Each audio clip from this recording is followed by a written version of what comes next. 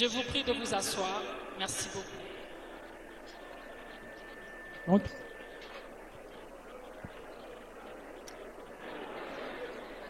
Bamama mbote. Bamama mbote lisusu. Eza esengo komona ndenge tosangani awa pona jour na biso oyo balobi journée internationale du droit des femmes. Nasengi bino merci mingi pour la présence ya mutu nyonso awa. Excellence, Madame la Première ministre, Mesdames et Messieurs, distingués invités en vos titres et qualités respectifs. En ce jour consacré aux droits des femmes, je prends la parole avec une conscience profonde marquée par la gravité des violences que subissent de nombreuses femmes et jeunes filles de notre pays, et particulièrement dans la partie Est. Pour les nombreuses vies injustement perdues et pour celles qui, au moment où nous parlons, portent leurs âmes et chair les traces d'une brutalité effroyable, je nous prie de bien vouloir nous lever afin d'observer une minute de silence en leur mémoire.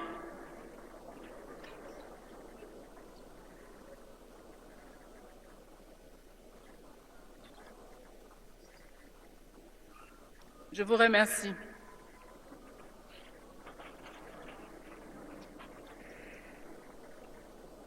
À toute survivante de ce fléau, je veux exprimer la solidarité de toute la nation.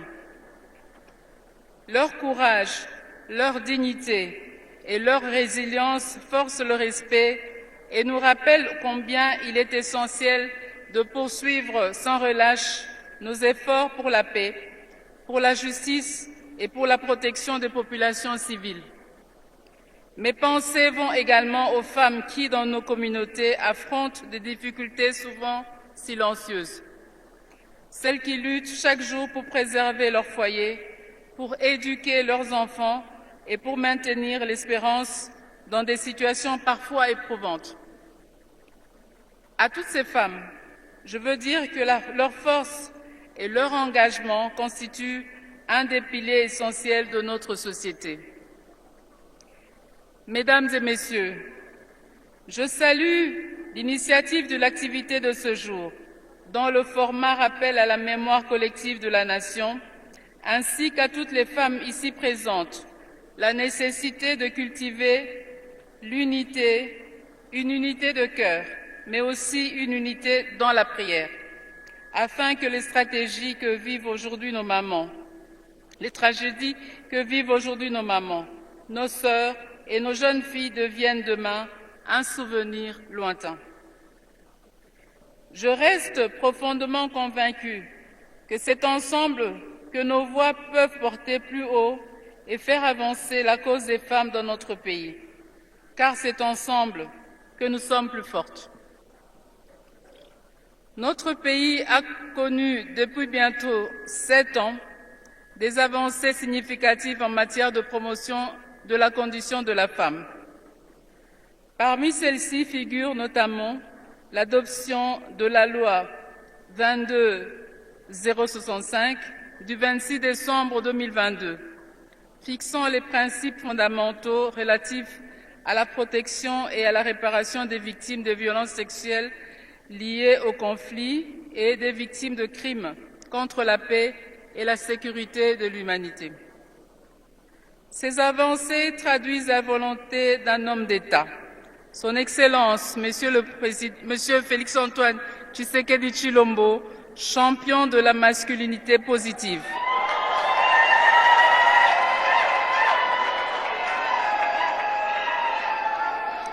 À qui je rends un vibrant hommage pour son sens élevé de l'écoute et pour son engagement constant en faveur de la dignité de la femme et de la lutte contre les violences basées sur le genre.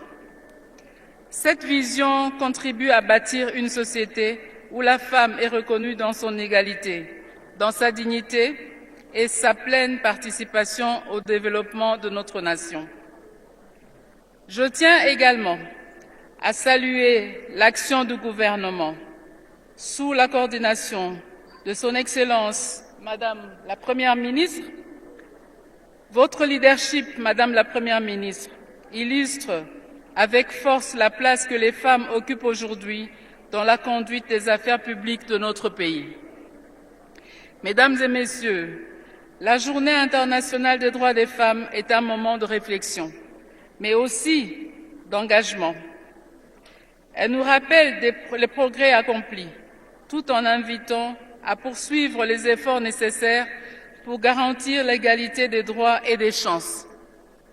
Les droits doivent être connus et respectés. La justice doit être accessible et les politiques publiques doivent permettre à chaque femme et à chaque fille de développer pleinement son potentiel. L'éducation et l'autonomisation économique demeurent à cet égard les leviers essentiels. Investir dans l'éducation des filles, c'est investir dans l'avenir de toute la nation. Chères mamans, chères sœurs, je voudrais clore mon propos en vous rappelant ce qui est essentiel. Vous êtes la force de nos familles, la vitalité de nos communautés et une richesse précieuse pour notre pays. Votre engagement quotidien, souvent discret mais déterminant, contribue à bâtir une société plus équilibrée, plus solidaire et plus juste. Ensemble, continuons à promouvoir le respect, la solidarité et la dignité pour toutes les femmes. Ensemble, refusons toute forme de violence et de discrimination. Ensemble, poursuivons ensemble le chemin vers une société plus juste où chaque femme et chaque fille pourra pleinement réaliser ses aspirations. Que Dieu bénisse notre cher et beau pays, la République démocratique du Congo. Je vous remercie. De suivre le message d'encouragement de la première dame Denise Nyakio Tshisekedi qui a rendu hommage au chef de l'État, champion de la masculinité positive, pour son sens de malheureusement nous quitter juste pour quelques instants parce qu'elle a d'autres engagements. Je vais nous demander de nous lever et entre-temps nous saluons ici dans la salle la présence de la délégation de la première dame du Burundi. C'est les membres du cabinet qui ont fait les déplacements ici. Et nous saluons également la sortie de la première dame et nous allons continuer avec notre programme du jour, la célébration de la journée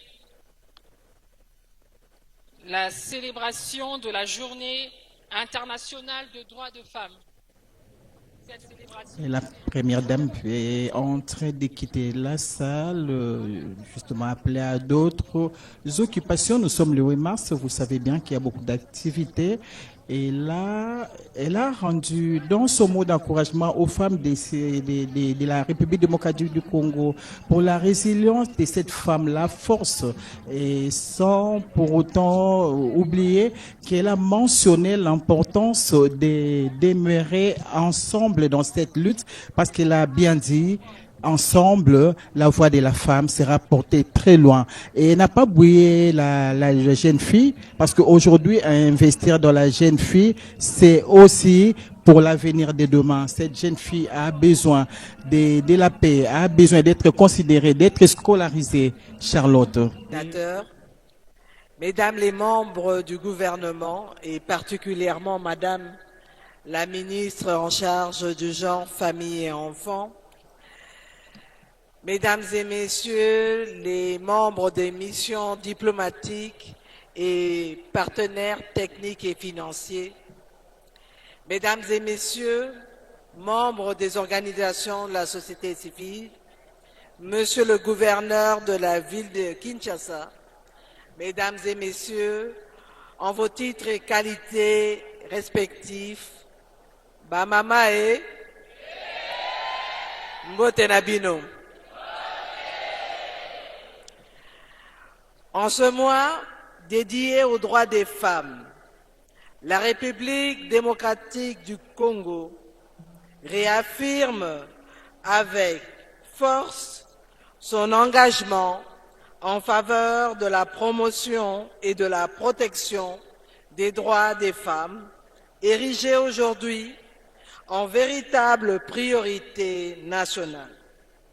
Cet engagement, porté au plus haut niveau par son Excellence Monsieur Félix-Antoine Tshisekedi Tshilombo, président de la République, chef de l'État et champion de la masculinité positive, est mis en œuvre avec détermination par le gouvernement que je dirige. Avec mon gouvernement, l'autonomisation durable des femmes et des filles n'est plus un simple thème de campagne, ni un slogan. Elle constitue désormais un axe central de notre action publique. Tous les secteurs sont concernés: la politique, la sécurité, l'économie, l'éducation, la culture et les arts.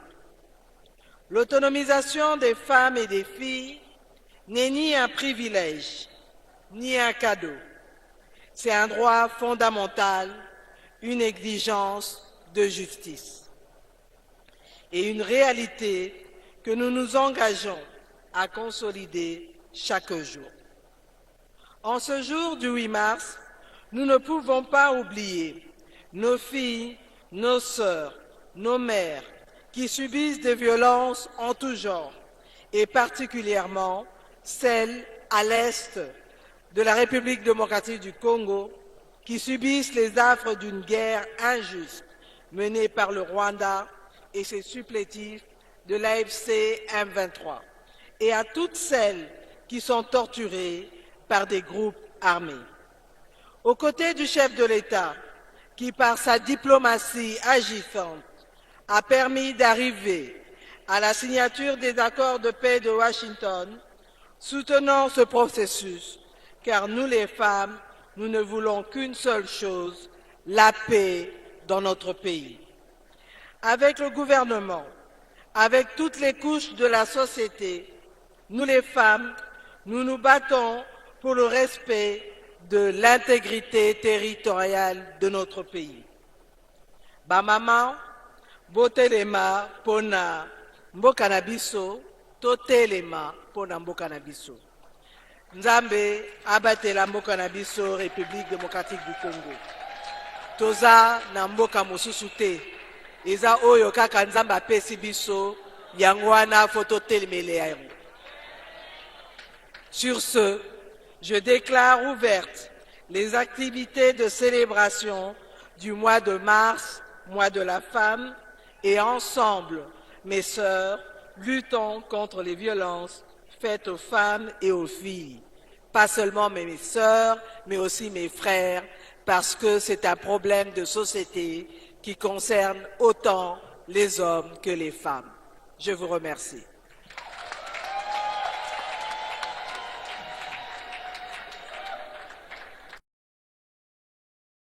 Touché à la femme, vous avez bousculé un rocher, vous serez donc écrasé, a dit Aimé Césaire. Excellence, Madame la Première ministre, chef du gouvernement, avec l'assurance de ma très haute considération, honorables députés et sénateurs, Excellences, Messieurs et Mesdames les membres du gouvernement, Excellences, Messieurs les membres du corps diplomatique, Mesdames les ministres honoraires ici présentes, Mesdames et Messieurs du comité de sécurité, Mesdames et Messieurs les membres du cabinet du président de la République, Mesdames et Messieurs les directeurs généraux des institutions publiques et privées, Mesdames et Messieurs les secrétaires généraux de l'administration publique, Mesdames et Messieurs les représentants des agences et organisations du système des Nations Unies, Messieurs les gouverneurs de la ville-province de Kinshasa, Mesdames et Messieurs les députés et ministres provinciaux, Mesdames et Messieurs les conseillers communaux, Mesdames et Messieurs les bourgmestres, Mesdames les leaders et représentantes des organisations de la société civile, distingués invités à vos titres et qualités, mes très chères mamans et filles, je suis honorée et comblée de prendre la parole en ce jour solennel à l'occasion de la célébration de la Journée internationale des droits des femmes, édition 2026. Permettez-moi, avant toute chose, de vous souhaiter la plus chaleureuse bienvenue et de vous remercier pour votre présence distinguée malgré vos nombreuses responsabilités. Votre participation témoigne de l'intérêt constant que vous portez à la promotion de la dignité humaine et à l'épanouissement de la femme congolaise. Je voudrais également exprimer une reconnaissance tout particulière à des grandes figures féminines de notre République qui ont tenu à honorer personnellement de leur présence cette cérémonie dédiée aux droits des femmes. Je salue avec respect son Excellence Madame Judith Suminwa Tuluka, Première ministre et chef du gouvernement, championne de la féminité positive dont le leadership et l'engagement au service de la nation constituent une source d'inspiration pour les nombreuses femmes et jeunes filles congolaises. Tout en rendant également un hommage mérité à la distinguée Première Dame de la République, dont la détermination visible en faveur des causes sociales, de la protection des femmes et des enfants, ainsi que la solidarité nationale demeure un repère d'espérance pour notre société. Par leur présence aujourd'hui, ces deux grandes dames adressent un message fort à toutes les femmes de la République, un message de confiance, d'encouragement et d'espérance. Honorables Excellences, Mesdames et Messieurs, depuis 1977, l'Organisation des Nations Unies a consacré la date du 8 mars comme Journée internationale des droits des femmes. Au fil du temps, cette journée est devenue un moment privilégié de mémoire, d'évaluation et d'engagement permettant de mesurer les progrès accomplis et de renouveler notre détermination en faveur de l'égalité et de la justice. Pour l'édition 2026, la communauté internationale célèbre cette journée sous le thème « Droit, justice et action pour toutes les femmes et les filles ». Pour notre pays, la République démocratique du Congo, cette célébration s'inscrit dans une dynamique nationale portée par les thèmes « Droit garanti », autonomisation durable pour toutes les femmes et les filles en RDC. Ces thèmes nous rappellent que la promotion des droits des femmes est un pilier essentiel de la paix, de la cohésion sociale et du développement durable. En ces mois consacrés aux droits des femmes, nos pensées se tournent naturellement vers nos sœurs de l'Est et de notre pays qui continuent de porter les cicatrices profondes de la guerre. Face à cette tragédie, le silence serait une démission, car aucune nation ne peut prétendre bâtir la paix lorsque les femmes pleurent encore et lorsque les familles demeurent brisées.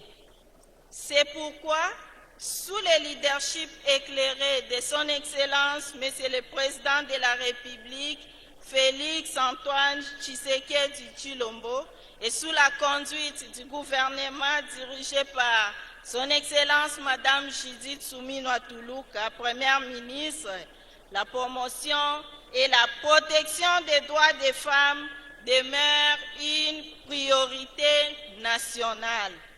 Car la femme n'est pas seulement la gardienne du foyer, elle est la bâtisseuse de la nation.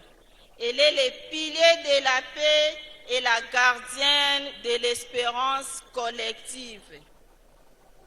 Notre Constitution, notamment à ses articles 12 et 14, consacre les principes d'égalité devant la loi et de promotion des droits de la femme.